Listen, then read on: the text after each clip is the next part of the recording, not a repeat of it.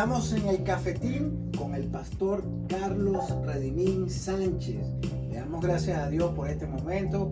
Y pastor, vamos a invitar a estas personas que nos están viendo por ese ojo mágico a que hagan una oración con nosotros, ¿verdad? Claro que sí, ¿verdad? Padre bendito eres, en el nombre de Jesús te damos gracias por la oportunidad de exponer tu palabra de gloria, tu palabra de paz.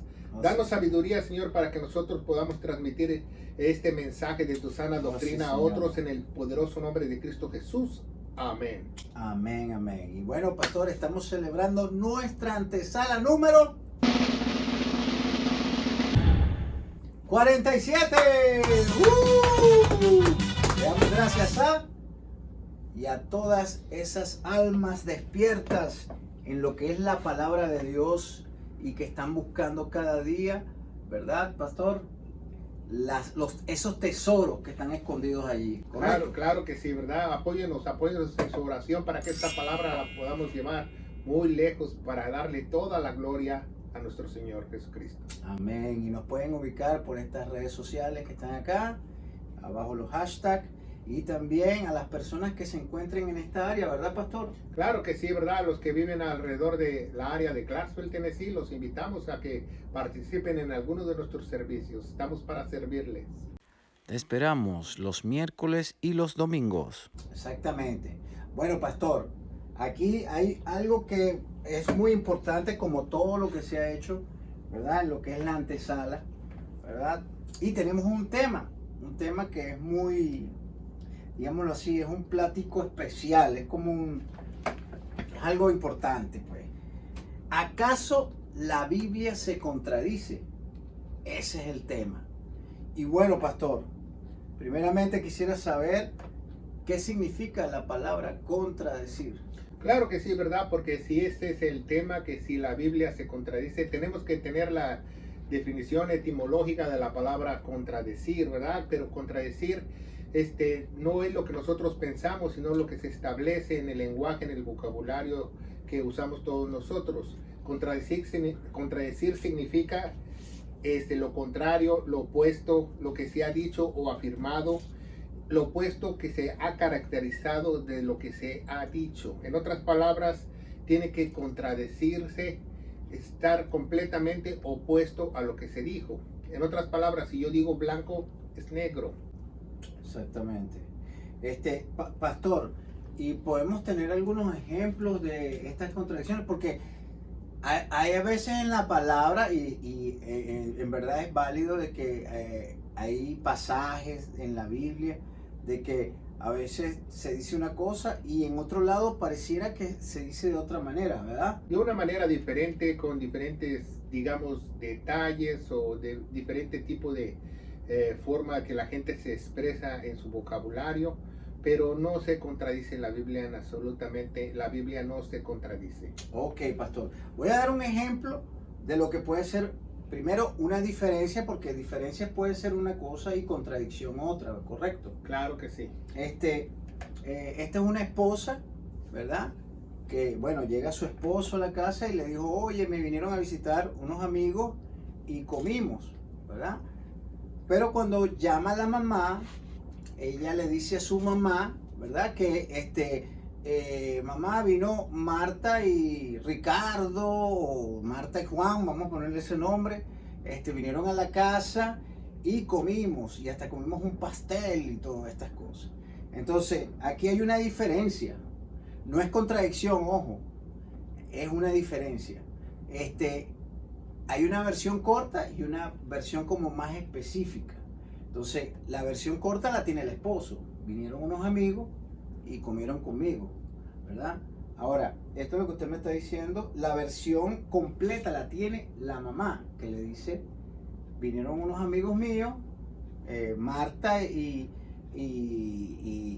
Ricardo, pertenecen a tu iglesia y vinieron a comer conmigo una torta. O sea, es más completa, la visión es más completa. Entonces, ahí no hay contradicción, sino que hay una diferencia de versiones, ¿correcto? Ahora, ¿cuál es la contradicción? La contradicción es que ella le hubiese dicho a su esposo, vinieron unos amigos y comieron conmigo a la casa. Bueno, no hay contradicción, hay confusión, porque el mensaje se transmite diferente. Ok, pero contradicción es que ella le diga al esposo, Lo opuesto. vinieron unos muchachos y comieron conmigo. Y después le diga a la mamá, aquí no han venido estos muchachos y no han comido conmigo. O sea, niega las dos cosas. Niega los hechos. Niega Eso, los eso hechos. significa contradicción, negar los hechos. Exactamente. Entonces, aquí la contradicción es que, bueno, es eso, que niega lo que pasó. Ahora, pastor, tenemos algunos ejemplos bíblicos. Claro, hay muchos ejemplos bíblicos que las personas a través de los años han tratado de difamar la palabra de Dios, que esta se contradice, pero esta no se contradice. Hay incluso expertos literarios que han estudiado la palabra de Dios con lupa, y estos han tratado de localizar contradicciones de la Biblia, pero estos, en vez de localizar contradicciones, se han convertido con la palabra de Dios, ¿verdad? Y vemos un ejemplo muy grande que mucha gente opina del Sermón del Monte, ¿verdad? Porque todos sabemos que el Sermón del Monte en Mateo habla las mismas cosas que el doctor Lucas en la epístola de Lucas lo describe en un llano, no en un monte, en un llano. Pero son detalles diferentes. Podría ser que Jesús estaba en Galilea yendo a diferentes ciudades y él hizo un sermón en el monte y repitió ese mismo sermón en un llano porque tenía que llegar a la audiencia. Pero no hay ninguna contradicción porque la contradicción no es que fue en un monte o fue un llano. ¿Qué es la importancia aquí? El mensaje. El mensaje de Jesús fue el mismo en el Evangelio sinóptico, ya sea en el Sermón del Monte o en el llano, el sermón es igual. O sea, Jesús no cambió sus palabras, no está cambiándolas ni está contradiciéndose. Al contrario, el que lo escribió pues vio ese detalle. Quizás unos dicen, ¿verdad? Quizás Jesús estaba en el monte y él estaba en el valle abajo, entonces él dijo pues el sermón del valle porque yo estoy abajo, no estoy en el monte. Exacto, pero el sermón es lo mismo. Claro, la palabra de Dios no cambia y no se contradice. Ahora, esto es muy importante que lo sepan, sobre todo las personas que están nuevas, que a veces están leyendo la palabra de Dios y no la entienden. Incluso hay gente que tiene rato en la iglesia, 10 años, 15 años, 20 años, y leen estas cosas y a lo mejor no tratan de indagar más, sino que dicen, bueno, me da lo mismo, ¿verdad, pastor? Me da lo mismo que fue aquí o fue allá. Pero en realidad hay otro tipo de personas que sí tratan de buscar fallas en lo que es la palabra de Dios. Pero no es así, ¿verdad, pastor? No es así. No es así, no es así. Definitivamente en la palabra de Dios no se contradice porque es perfecta, porque el autor no son los hombres, el autor es el mismo Dios que usó a los hombres para que ésta la escribieran. Perfecto. Ahora, yo les voy a dar un ejemplo acá bíblico, ya que el pastor dijo lo del Sermón del Monte, ya ahí me dio a los evangelios, ¿verdad? Ahora, aquí vamos a hablar lo que es la visita de la tumba de Jesús. Ya él pasó por la crucifixión, murió. Entonces viene 4 versiones diferentes de cuando a Jesús fueron las personas a recogerlo. En Juan 21, esto lo van a buscar ustedes de tarea para que lo chequeen. Juan vio una mujer. En Mateo 28:1, Mateo vio 2 mujeres. Marcos 16:1, vio 3 mujeres. Y Lucas vio en 24:10, Lucas 24:10, perdón, vio más de 3 mujeres. Entonces, pastor, aquí lo que dice es que el hecho es real, que Jesús resucitó en el momento que fueron estas personas a verlo, pero los detalles fueron distintos. Claro, los detalles depende de quién está escribiendo la epístola o la carta, porque hay muchos cosas culturales, detalles que nosotros no percibimos en el vocabulario de las personas. El doctor Lucas no va a escribir igual que un pescador o que un republicano como Mateo, ¿sí me entiendes? Va a escribir diferente. Entonces, el chiste es que había ahí de una a muchas mujeres, pero es no lo importante. Las mujeres no son importantes, lo más importante es que Jesús venció a la muerte y resucitó. Exactamente. Ese es el mensaje y no cambia. El hecho que es verídico, 100% verídico. Y quizás algún grupo feminista puso ese ejemplo para decir que la Biblia se contradice. Sí, no, pero lo que estamos tratando el mensaje de hoy, según el tema, es que la Biblia no se contradice, sino que hay varios puntos de diferencia, que es muy diferente. Entonces, claro, Lucas, como dijo el pastor, ¿verdad? Era un doctor. Escribe diferente a un pescador. Mateo era republicano, sabía más números que letras. Exacto. Entonces, claro, es el enfoque como estén. Ahora, en conclusión, los hechos son reales, pero los detalles fueron distintos según los factores, porque hay factores que implican, pues, como la cultura, lo que estamos hablando, el lenguaje que esté en la época, las memorias, porque cada escritor tenía una memoria diferente. O sea, hay unos que tienen más memoria que otras, porque en el momento ellos no tenían celulares, ellos no tenían videotape, ellos no tenían máquinas de escribir en esa época. En esa época veían y como a los días era que escribían, o en la noche cuando terminaba todo a lo mejor escribían, pero entonces unos tenían más memoria que otros, ¿verdad, pastor? Claro, eran los detalles diferentes. Otro buen ejemplo lo podemos poner en el libro de Revelación, en Apocalipsis, cuando Juan le ha revelado el cielo, ¿verdad? La nueva Jerusalén. Él dice que las calles son como de cristal, el mar es como de oro, dice como de oro, como de cristal. No que haya calles de cristal y calles de oro, como muchos piensan. No. ¿Por qué? Porque él está percibiendo y en su intelecto, en su vocabulario, él está diciendo, pues son como de oro. Para mí no como de oro, para mí es como cristal, pero no necesariamente son de eso, porque sabemos que nadie en el mundo va a entrar al cielo. Entonces, él lo que está viendo, está escribiendo a lo que él en su cultura tiene, claro, para describir lo que está viendo a través de esa gran visión que Dios le dio. Claro, claro. Igual cuando el carro de fuego que dicen que se llevó a Elías. Bueno, eso ya es diferente, hermano, porque eso ya no saben leer la gente. Que Elías se lo llevó un carro de fuego. Eso es totalmente falso.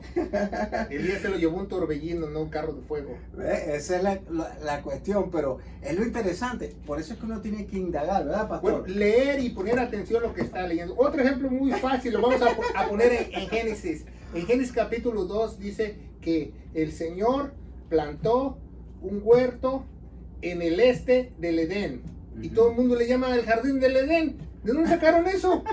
Si usted planta un jardín al este de un lugar, no es el lugar donde está.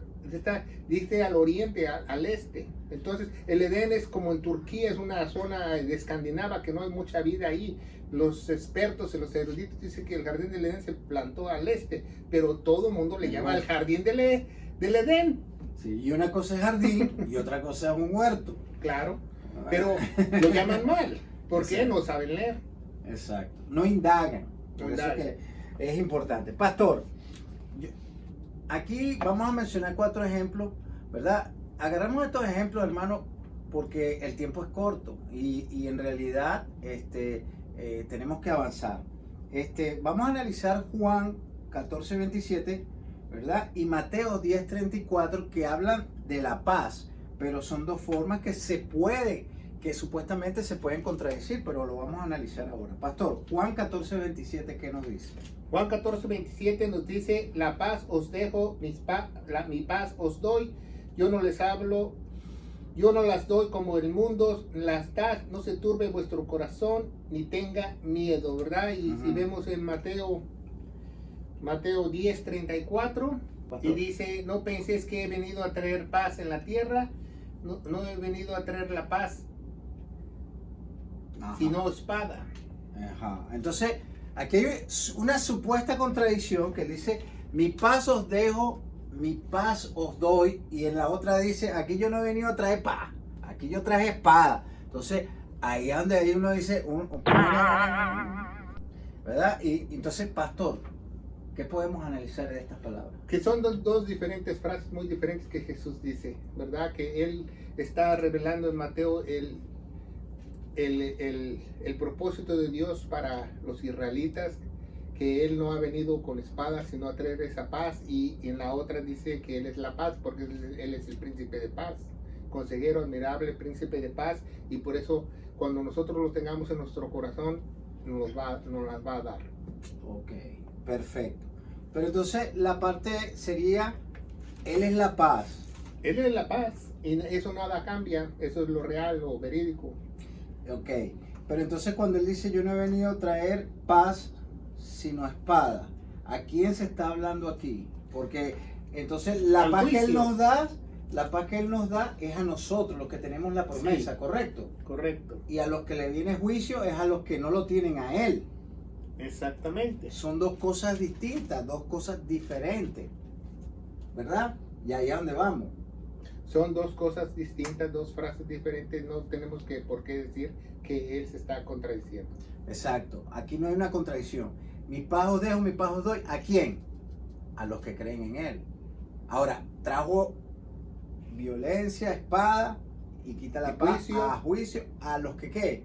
A los que no A los creen. que lo van a rechazar. Ok, pastor. Vamos a la segunda, ¿verdad? Esto se está poniendo bueno. Ya ahora aquí hay que echarle más carbón al barbecue. Deuteronomio 24, 16, pastor. Dice, los padres no morirán por los hijos, ni los hijos por los padres, cada uno morirá por su pecado, ¿verdad? Ok. Es muy importante esto. Isaías 14, 21, ¿qué nos dice? Nos dice, no serás contado, no, preparad sus hijos para el matadero por la maldad de sus padres, y no levanten ni posean la tierra, ni llenen las ciudades de la paz del mundo.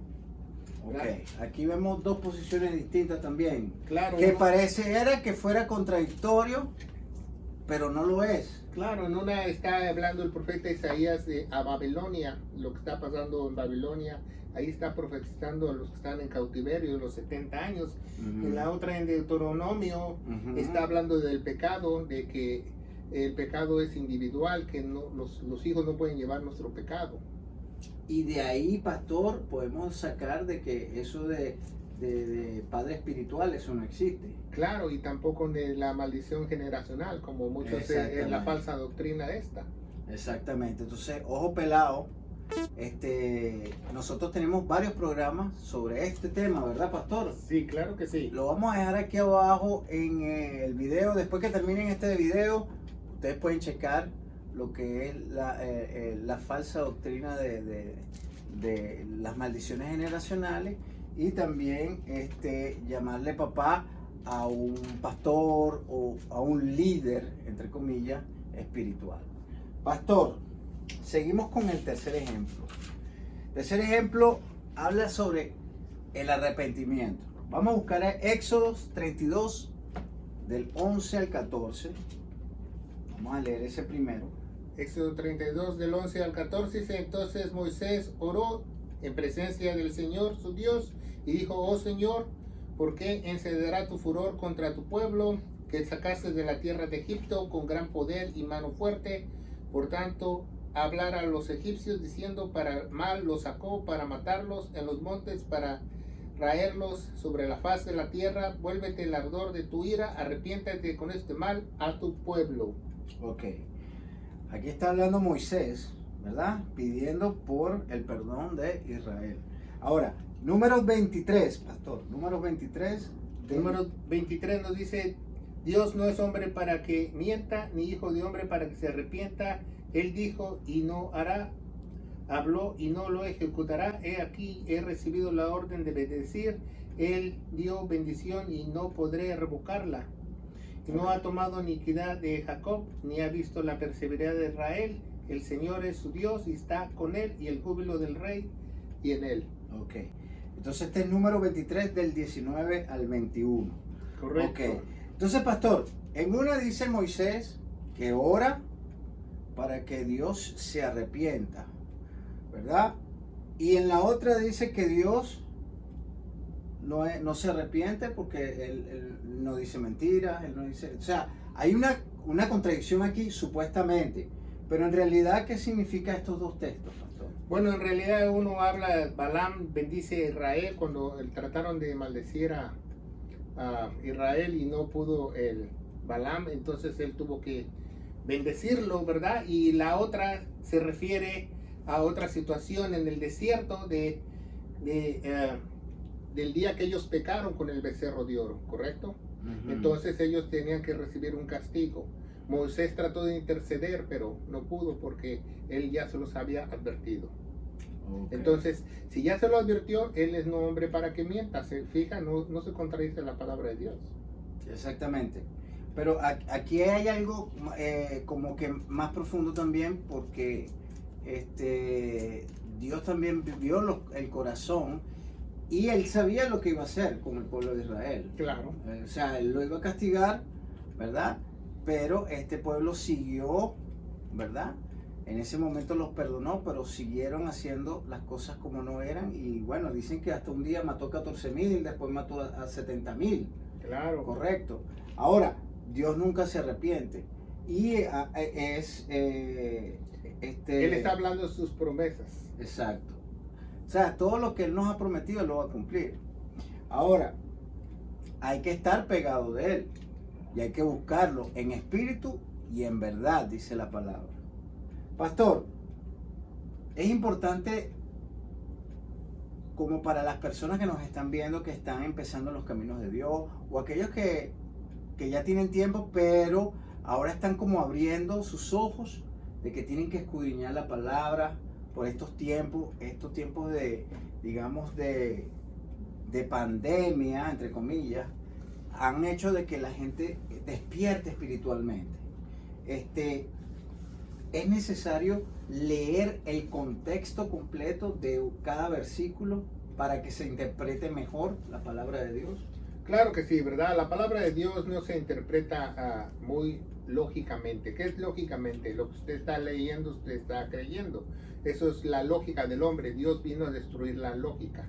Entonces, muchas veces nosotros vemos que leemos algo y decimos, no, pues la palabra de Dios me dice aquí, pero ¿qué dice en otro lado? Entonces no leemos el contexto inmediato se llama. El contexto inmediato es lo que está hablando el capítulo que está enfrente y atrás de lo que usted está leyendo, y el contexto general es toda la Biblia. Eso se llama interpretarla analógicamente. Entonces, cuando la persona interpreta analógicamente, está tomando toda la escritura para saber el consejo de Dios y trazarlo correctamente para lo que está él estudiando o pidiendo o creyendo. Exactamente. Oye, pastor, vamos al último ejemplo, ¿verdad? Porque ya vamos a terminar. Vamos a hablar sobre la fe. Efesios 2:8, que nos dice Pablo. Dice, porque por gracia sois salvos por medio de la fe, y esto no de vosotros, pues eso es un don de Dios, es un regalo de Dios. Exactamente. ¿Y qué nos dice Santiago 2:26? Santiago 2:26 nos dice la palabra de Dios, porque como el cuerpo sin espíritu está muerto, así también la fe sin obras está muerta. Es muy importante porque parece que se contradicieran, pero no. ¿Por qué? Porque vamos a analizar los dos pasajes. Primero dice,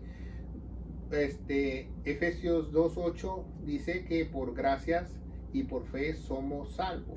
Y esto no de nosotros. Nosotros no tenemos ni gracia ni fe, porque dice Romanos 10:17 que la fe viene por el oír. Entonces, si tú oyes el evangelio, vas a ser salvo. Y si no oyes el evangelio y lo crees de todo corazón, no vas a ser salvo. Entonces, tú tienes que creer eso. Y esa fe es la fe inicial salvadora. Entonces, si tú ya fuiste salvo, entonces tú, como dice Santiago, esa fe te va a poner el querer como el hacer. Lo dice en Filipenses 2:14, que él pone el querer como el hacer. Entonces, cuando tú tengas esa fe, tú vas a tener obras que dignas de arrepentimiento, el resultado de tu salvación, no para ser salvo. Entonces, si tú no tienes ninguna clase de obra, es porque obviamente Dios no está en ti. Es lo que dice Santiago. Entonces, aquí está claramente que cuando uno lo lee, pareciera que está, ¿verdad?, en contradicción, pero no lo es. Y ahí está la explicación que dio el pastor Carlos Redimín, que en una es por fe, o sea, la fe viene por el oír la palabra, y la otra es el resultado de la fe. O sea, si yo no tengo obras, ¿verdad? La fe mía es muerta, pero es por el resultado. No significa que no voy a ser salvo por tener fe. Pero entonces es importante indagar, pastor. En conclusión, podemos decir entonces que los hechos mencionados que se hacen en la Biblia son hechos reales, pero puede haber diferencias en cuanto a las traducciones, la semántica, la cultura, etcétera. Y el vocabulario. Y hoy en día ponen mucho problema con la fonética. Con la fonética. ¿Verdad? Porque hay iglesias falsas que te engañan y te dicen, no, que se dice Yeshua, que no se dice Jesús, y que se dice God, que no se dice God, se dice Dios. Entonces Sí. se dice Barak en otros países del mundo. Exacto. Depende Entonces, de todo eso. la fonética no importa, importa el mensaje. El enfoque del mensaje en ese momento. Exactamente. Ok, y bueno, no dejan de ser reales, como hemos dicho, ¿verdad? Pero hay que escudriñarlo detalladamente. Un ejemplo, pastor, también, vamos a poner un ejemplo de ahora, de aquí. El impeachment del presidente Trump. O sea, todos, hay un enfoque que lo ponen como el más malo, que fue el que hizo las cosas, pero hay otro enfoque que dice que él no hizo eso así, que los seguidores de él estaban con él y todas estas cosas. Ahora, esos son los dos enfoques, las dos versiones diferentes, ¿verdad? Pero el hecho es real, que fue que atacaron el Capitolio, ¿correcto? Ese es el hecho. El hecho real es que el Capitolio fue atacado. Ahora, hay unas cosas que se hicieron muy interesantes que, bueno, todo eso, los abogados y todas esas cosas, que la persona que escudriña va a ver la realidad mejor que la que no escudriña. Y es muy importante esto. Vamos a suponer que el Señor todavía no viene y viene en 50 años o viene en 100 años. Vamos a ponerlo así. Esas personas que van a analizar esto que está ocurriendo hoy como historia, ¿verdad? La persona van a ver dos versiones distintas, como la estamos viendo. Otro grupo iba por un lado, otro por el otro lado. Pero los que realmente escudriñan las noticias o escudriñan esto van a tener mejor visión de lo que pasó, ¿verdad? En la realidad. Entonces, más o menos así en lo que es la palabra de Dios. Cuando uno escudriña, pastor, entonces uno tiende, ¿verdad?, a ver las cosas con mejor óptica. Claro que sí, la palabra de Dios nos manda para la iglesia que nosotros debemos de escudriñar. Escudriñar significa buscar, rascar. Las cosas de Dios, los tesoros de Dios no van a estar a simple vista. Nosotros tenemos que presentarnos como obreros aprobados, que no tenemos nada que avergonzarnos, que trazamos, dividimos bien la palabra de verdad para saber lo que Dios nos está diciendo a nosotros como iglesia, para no errar. Eso es muy importante porque es un Dios de orden. Amén, así es. ¿Y qué le podemos decir a esas personas que nos están viendo por primera vez, pastor, que no tienen ese conocimiento de Dios? Y bueno, cualquier pregunta que tengan, si tienen más puntos de contradicción, nos pueden escribir en estas redes sociales. Abajo están los hashtags y nos pueden dejar qué pasajes ustedes están confundidos. Al pastor aquí, Carlos Redimín Sánchez, les puede dar una mejor visión. Y pastor, ¿qué le podemos decir a esas personas que están en una iglesia 10, 20 años y se dieron cuenta que abrieron sus ojos y se dieron cuenta que donde estaban era una arena movediza? Claro, ¿verdad? que sí, eso es muy importante. Les voy a poner otro ejemplo muy fácil. Una vez un profesor de un seminario me preguntó a mí que por qué el evangelio de Juan era muy diferente a los otros 3 evangelios de Mateo, Lucas y Marcos, y yo le contesté correctamente. Le dije porque Juan relata los hechos en Judea y Mateo, Marcos y Lucas relatan los hechos en Galilea. ¿Se fija? Entonces, si no estudiamos esto, entonces nos vamos a confundir, porque unos dicen una cosa, otros dicen otra. Entonces eso es muy importante, pero solamente tú puedes hacer eso si tienes luz, si tienes al Espíritu Santo dentro de ti. Es el único que te puede dar luz en tu entendimiento para que tú puedas trazar correctamente la palabra de verdad y te presentes como un obrero aprobado, como un embajador de Cristo, como un soldado de Cristo, como creyendo lo que hizo Jesús en la cruz del Calvario. Que el evangelio de la iglesia se encuentra en 1 Corintios 15, 15 del 1 al 4, ¿verdad? Que el mismo apóstol Pablo lo recibió del mismo Jesucristo, que nos dice, si tú crees, serás salvo, si no has creído, en vano, que Jesucristo murió por todos nuestros pecados, fue sepultado y resucitó al tercer día según las Escrituras.